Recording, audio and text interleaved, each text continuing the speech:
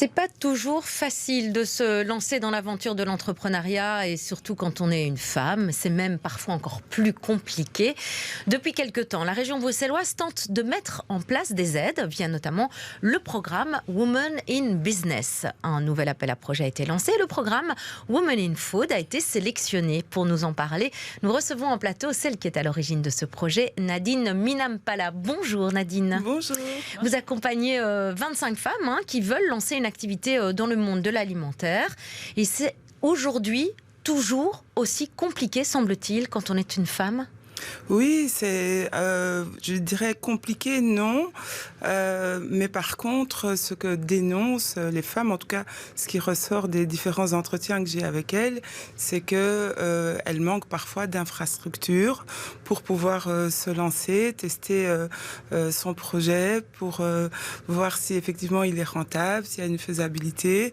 Donc l'infrastructure, donc le manque d'outils logistiques, parfois aussi le manque d'informations. Et ce ne sont pas les structures évidemment d'accompagnement à l'entrepreneuriat qui manquent à Bruxelles, mais souvent les femmes questionnent leur légitimité à y aller et surtout elles se disent tiens, à quel moment est-ce que je peux aller dans ces structures et qu'est-ce qu'elles ont à m'apporter? Alors, vous dites manque de légitimité. Pourtant, pour ce projet, vous avez eu quand même plus de 80 candidatures. Tout à fait, oui. Pour donc 25 places. Comment vous avez sélectionné les personnes qui ont pu participer? Alors, l'appel à projet, le premier objectif, c'est de permettre à ces femmes de se remettre à l'emploi, donc de se remettre dans une dynamique d'emploi, d'insertion socio-professionnelle.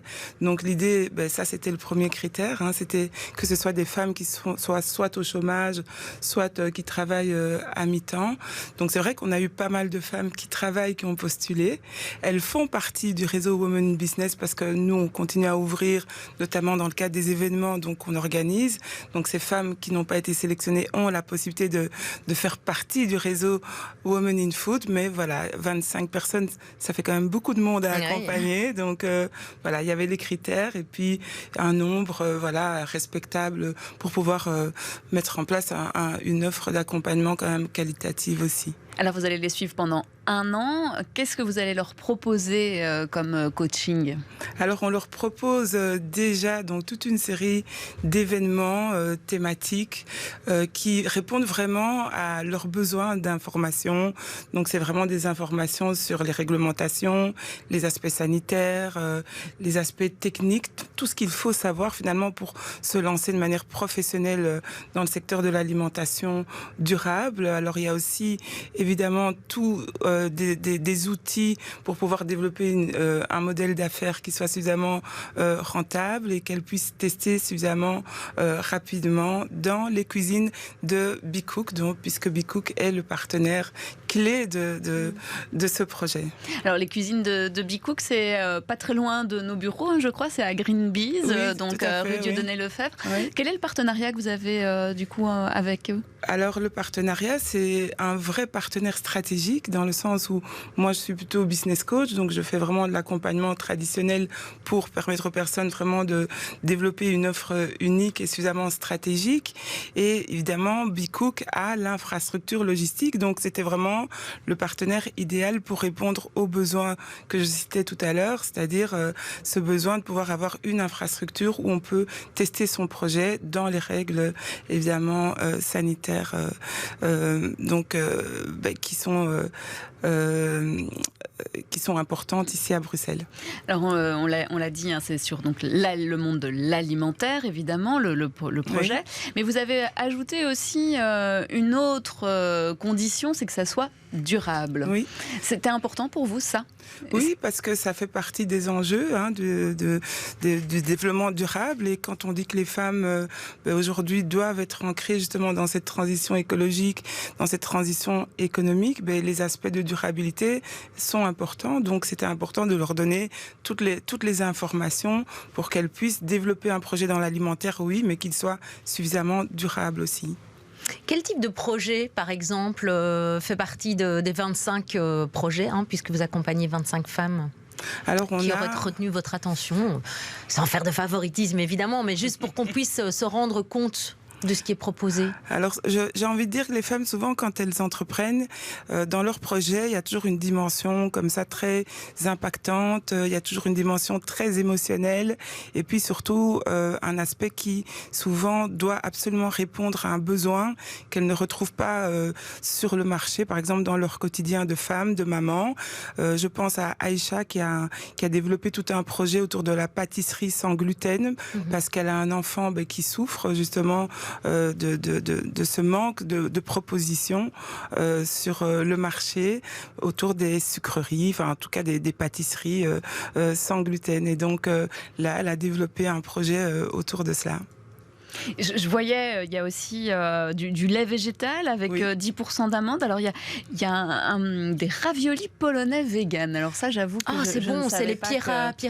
Je ne connais plus le nom, je ne saurais pas le dire. Attendez, ma fille revient de Pologne, elle m'en a parlé. Pierogis, voilà. Tout à fait. Voilà. Mais, délicieux, pareil. En fait, ça me fait dire que c'est un projet, tous ces projets parlent vraiment de ce que les femmes ont envie d'impulser dans leur activité.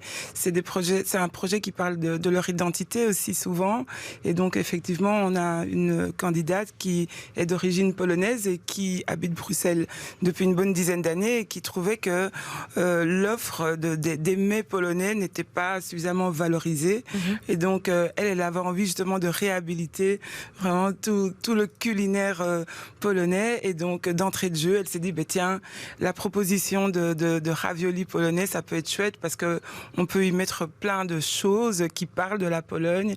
Et donc voilà, c'est vrai que ça c'est un projet qui est très sexy, j'ai envie de dire aussi. Alors au-delà du fait que évidemment vous avez dû sélectionner donc des personnes, des femmes qui étaient soit sans emploi, soit qui travaillaient à temps partiel, est-ce qu'il y a un profil type parmi les 25? Elles ont plutôt quel âge? Elles sont plutôt d'origine aussi étrangère? Ça se passe comment? C'est toute la valeur de ce projet, c'est que il a révélé que toutes ces femmes en fait qui veulent entreprendre, en tout cas dans ce secteur-là, c'est un projet vraiment qui parle de mixité sociale. On a vraiment tout âge confondu, donc je pense que la plus jeune a 28 ans et la doyenne a 62 ans. Elles viennent de différents continents, donc on a une polonaise, on a une hongroise, on a une allemande, on a des sénégalaises, on a des camerounaises, on a des marocaines, des italiennes. Vraiment, c'est représentatif de Bruxelles en fait, ce projet.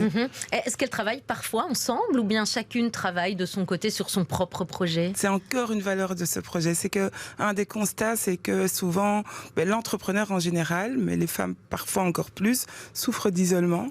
Et le fait de rentrer dans une offre de soutien où il y a vraiment cette dimension collective, où on travaille en intelligence collective, fait que ce projet est encore plus attirant. Et donc, ces femmes collaborent déjà. Il y a plein de connexions qui se font. Et ça aussi, ça fait partie des enjeux du développement durable. C'est vraiment d'impulser sur une gouvernance, une manière de fonctionner, une manière plus collaborative. Et donc ça, c'est toute la valeur de ce projet. C'est parce qu'il invite vraiment à collaborer, et les femmes jouent le jeu de manière vraiment très intuitive et naturelle.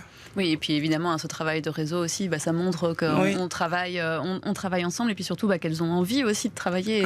Et c'est important pour l'émancipation et d'être autonome aussi financièrement. Je suppose que vous mettez ça aussi en avant. Oui, complètement. Dans le projet. On veut pousser à collaborer, à ce qu'elles se mettent en réseau. Et puis, par exemple, on essaye aussi dans le programme d'essayer de montrer les fonctionnalités des outils comme le networking, à quoi est-ce qu'il sert, pourquoi c'est important de participer à des événements networking, et aussi comment s'activer dans un espace de networking. Donc tout est dans tout en fait dans ce projet. Nadine, qu'est-ce qui va se passer au bout de cette année de collaboration, au bout de cette année d'accompagnement? Mais déjà, on a déjà créé un super réseau de femmes porteuses d'un projet, de femmes qui veulent s'activer, qui veulent contribuer au développement social, économique bruxellois. Et donc l'idée pour nous ici, c'est qu'on ait au moins 10 femmes qui prennent un numéro d'entreprise et de TVA, ou qui se lancent vraiment vraiment dans un processus de création d'entreprise, sachant que une autre valeur de ce programme, c'est vraiment d'agir en complémentarité avec toutes les structures d'accompagnement à Bruxelles. Et donc j'espère que toutes ces femmes auront une meilleure connaissance de ce que propose l'écosystème bruxellois en matière d'entrepreneuriat à Bruxelles. Eh bien, on les soutient évidemment et vous reviendrez dans un an nous en parler, nous donner les résultats. Hein. Ah oui. Merci beaucoup Nadine Minampala. Je rappelle donc que vous êtes à l'initiative de ce programme. Avec Sarah de Bicook, je le précise. Avec Sarah de Bicook. Merci. Au revoir. Merci.